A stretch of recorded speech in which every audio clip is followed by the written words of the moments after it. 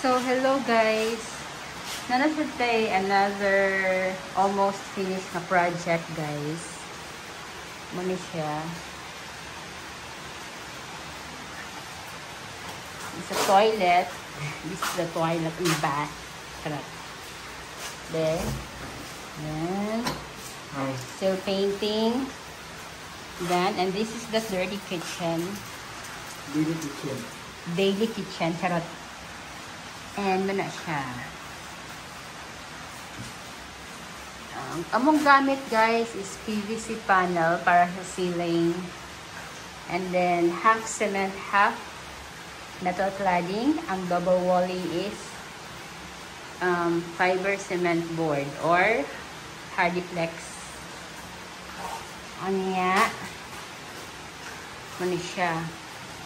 Kami lang ang nag-paint, guys. Hi! Wala na may money pang labor. Bitaw.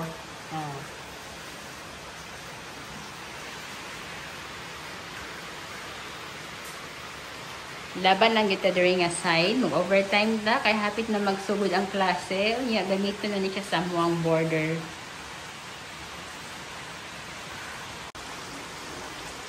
So, muna siya ang door number 4. Door number 5. And then this is door number 6. The other 3 are there. So, muna siya, guys. Ang amo ang source of income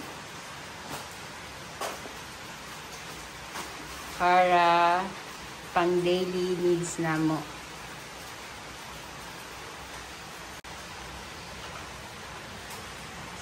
Ang size de aning room, guys, is 3 meters by 4 meters.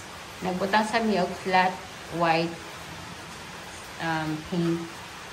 Dayon lang iyang color ani kay ang pag-decide kung unsa mong ibutang nga color, guys. So abang-abang lang siya. Nang gamit niyo og drop light. Di siya makita kay kuan siya, ne?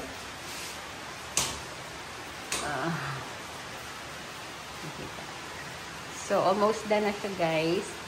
Hopefully by Saturday makahuman na mi ani og pintura.